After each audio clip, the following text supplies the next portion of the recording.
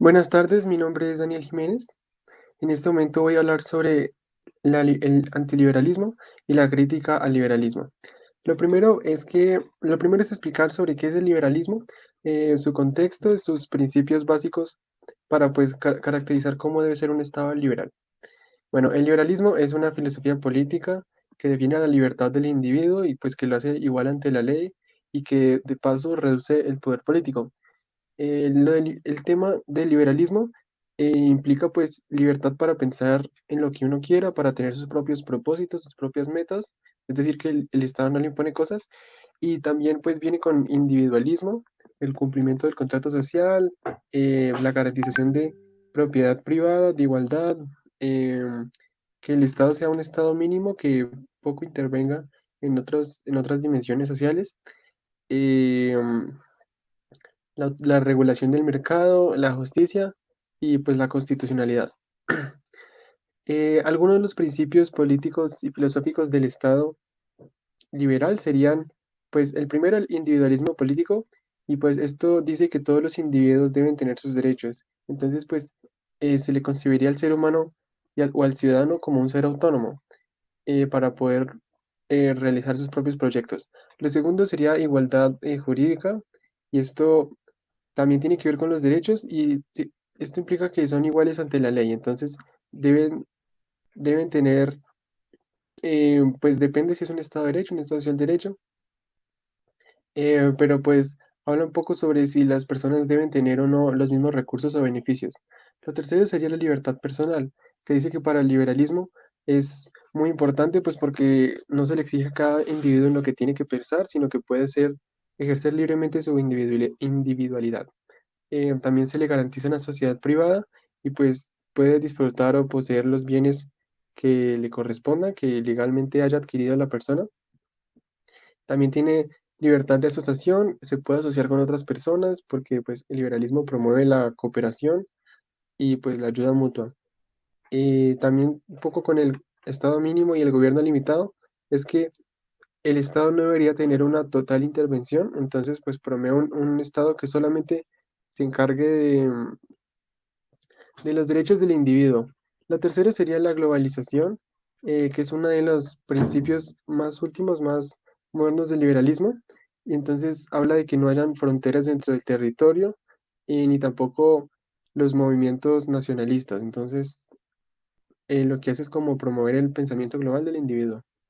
La segunda parte, el punto B, sería la explicación del velo de ignorancia de la teoría de Rawls. Entonces, pues, esa es una teoría que apunta hacia la visión de justicia.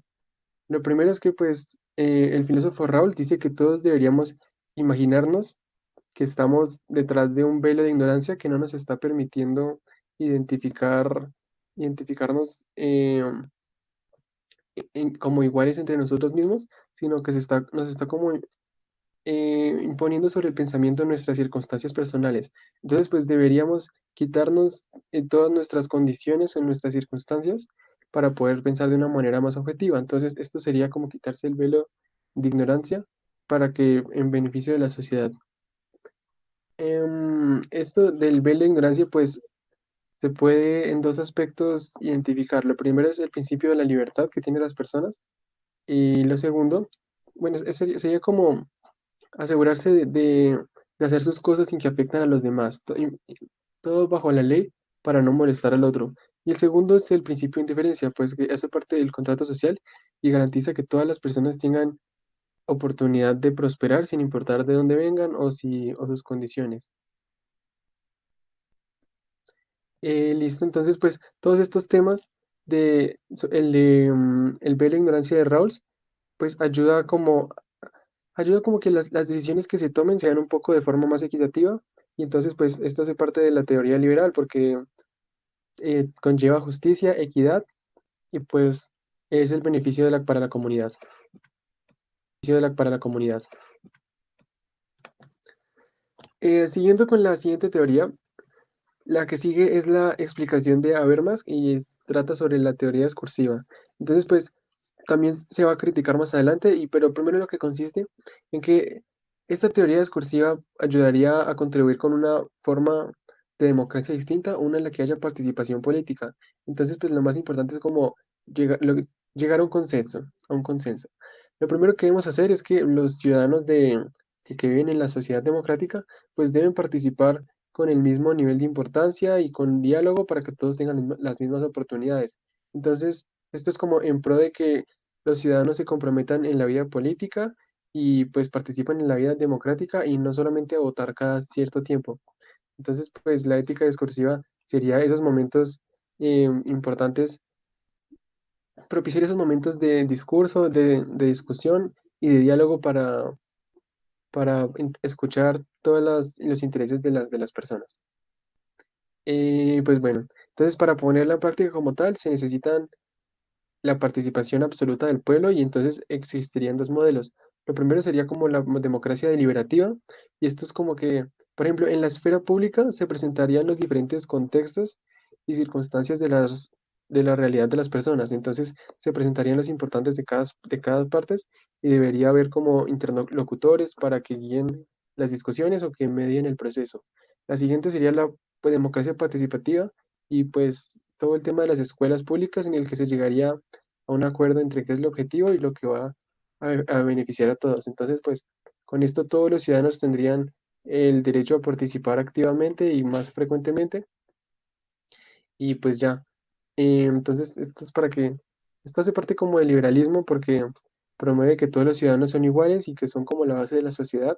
Entonces el pueblo no es como, no debe ser un espectador que contemple lo que hacen los políticos, sino que debe participar él mismo como tal. Mm, entonces, todo este proceso de discutir y eso, pues tiene implicaciones también en la racionalidad comunicativa, también en las normas, y pues es un método de discusión que no se basa en las comprensiones o en las influencias de una época de cierta cultura, sino que al final se convierte como en un método universal que, pues el propósito es proteger los intereses de las personas. Entonces, esa sería la teoría de Habermas. La siguiente es pues señalar las críticas que Smith le hace al liberalismo. Entonces, pues lo primero es explicar que el concepto de lo político para Smith pues tiene dos partes. Lo primero en los que nos habla es de cómo identificar al enemigo y enfrentarlo. Entonces, pues nos dice que es muy importante la dinámica entre enemigo y, y aliado como para mantener el orden social. Entonces, Smith nos dice que nos reafirma la importancia del Estado y el poder que tiene, pues porque esto es lo que, esta entidad es la que haría frenar la sociedad de que se consuma en una guerra civil o que tenga pues conflictos destructivos entre ella. Eh, este estado pues promueve que la preocupación por sus súbditos. Entonces Smith se preocupa por mantener y defender la separación entre la sociedad civil y el Estado. Entonces, si queremos tener ambas dimensiones separadas, deberíamos tener como una sociedad civil robusta y una economía que funcione dentro del Estado fuerte. Entonces, el Estado precisamente debe ser fuerte para que se cultive una sociedad pues que no se autodestruya dentro de un mismo Estado. Am, También moraliza lo político, entonces critica la moralización de lo político, entonces separa la moral de la política. Y esto pues tiene en cuenta el razonamiento moral y el razonamiento político. Ya como tal la crítica, ahora sí la crítica que le haría Smith al liberalismo, pues se puede ver desde varias perspectivas. Lo primero es que si en un estado, si en un estado liberal no hay mucha participación, se supone que no debe haber mucha participación del Estado en los asuntos del pueblo. Entonces, pues el Estado perdería como tal su trabajo básico, que es encargarse de lo político, y esto pues implica distinguir entre el amigo y enemigo. Entonces, por ejemplo, si se le diera tanta libertad a la economía en un estado mínimo, pues podría, por ejemplo, haber abusos entre los empresarios y ese tipo de cosas. Ahí ya irían dos aspectos de la crítica, la pérdida del amigo enemigo y pues que la demasiada libertad a la economía pues también puede ser perjudicial. Ya hablando también de lo del amigo enemigo, Smith dice que si hipotéticamente hubiera un mundo en el que si hubiera llegado a la paz, pues esto tampoco le convendría al hombre, porque dice que estar en guerra hace parte, o estar en guerra o tener conflictos hace parte de lo, es inherente a la naturaleza humana, entonces pues nunca se va a poder llegar a un 100%. Y como nunca se va a poder llegar al 100% es que se debe dar prioridad a lo político, y pues para manejar las relaciones con los otros estados, entonces es importante que el estado sea fuerte y que intervenga.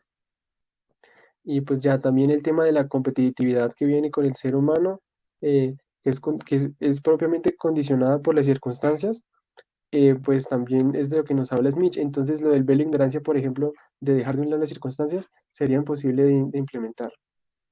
Y ya finalmente, otra vez con la teoría de Habermas, pues no le gusta mucho la idea parlamentaria del gobierno, porque dice que eso tiene que ver un poco con lo del razonamiento político y moral, de lo que ya había hablado antes, porque dice que a ver, con el parlamentarismo, la intención es como siempre llegar a un acuerdo entre las partes, pero Smith dice que sabiendo esto de dialogar y dialogar y dialogar, pues nunca se va a llegar a una solución concreta, o nunca, la mayoría de los casos no se hace, solo por intentar mantener todos contentos. Entonces, esto termina entorpeciendo la política.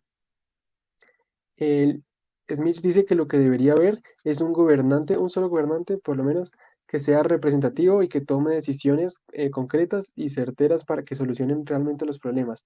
Entonces, pues, en esta última parte estaría criticando a la ética discursiva, porque pues ya no se le da prioridad al pueblo para que participe, sino que las decisiones son tomadas por una sola figura.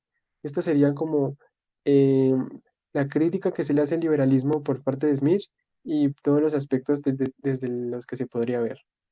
Mi nombre es Daniel Jiménez, creo que no lo he dicho, y eso sería todo.